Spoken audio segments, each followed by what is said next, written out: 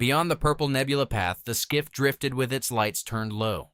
Cassie liked quiet moments because quiet moments made every little beep easier to hear.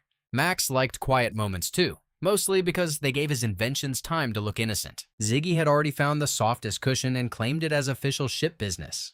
Then one tiny star on the scanner began blinking like it wanted a bedtime story. The skiff slid closer, careful as a slipper on a sleepy floor. Grab a wrench, grab some tape, fix the skiff before it breaks. Engine sputter, doors won't close. We've got plans that no one knows.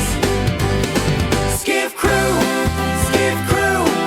we'll fix it till it flies. Skiff Crew, with junk we improvise. Patch it, match it, clip it too. I got a terrible plan and it just might do.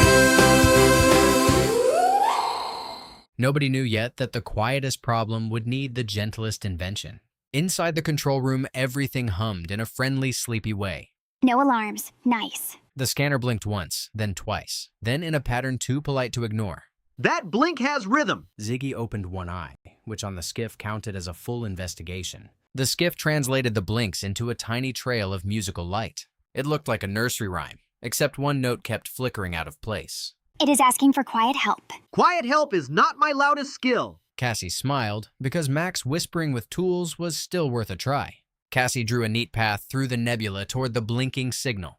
Slow turn, soft burn. Behold, whisper mode. Ziggy stepped on a floor pedal and made every light turn cozy blue.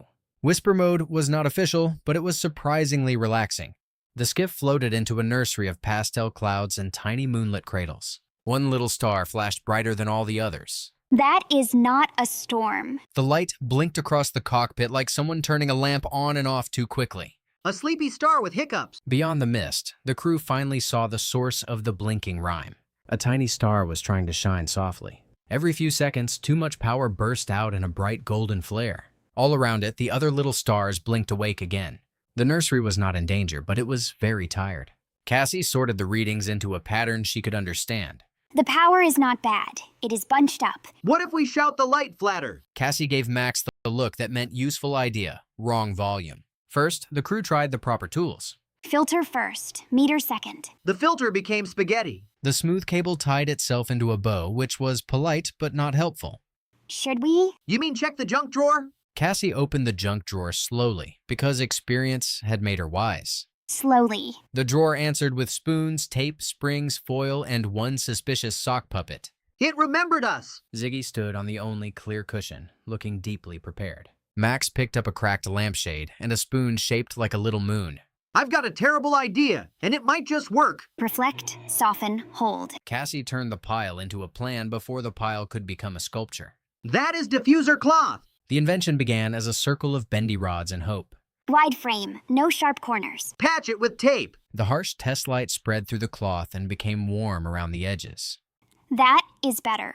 Ziggy found the sparkle tilt. For the first test, Cassie set the beam to low power. Ready, low power. The bright line hit the diffuser and spread into a soft golden puddle. It made the beam sleepy. Even Ziggy relaxed, which was almost a scientific measurement. The diffuser folded neatly onto the skiff's repair arm. Clamp secure, line clear. Outside the ship, the arm stretched toward the little star like a careful hand. Incoming sparkle hiccup. The sleepy star gathered one more bright burst before bedtime. The flare rolled across the nursery in a bright golden ring. It is doing umbrella dancing. The diffuser wobbled, fluttered, and nearly invented a new kind of space kite. One lever, Max. Cassie watched the pulse instead of fighting it. It pulses like the rhyme. Cassie matched the diffuser to the rhythm of the star. Gentle now. The flare spread wide and soft, like sunlight through a curtain. For the first time all evening, the nursery did not blink awake. On the screen, the sharp flare pattern became smooth and round. There, same rhythm, softer edges. Tiny tweak, huge not boom. Max adjusted the moonspoon reflector by the tiniest amount.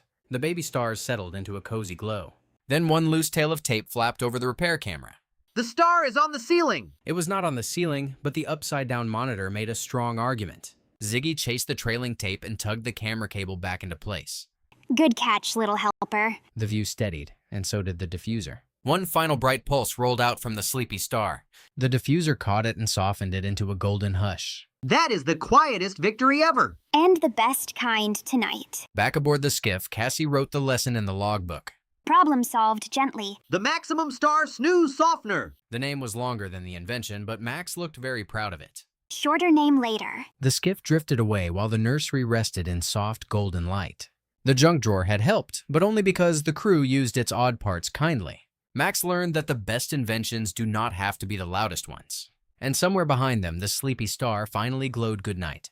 Grab a wrench, grab some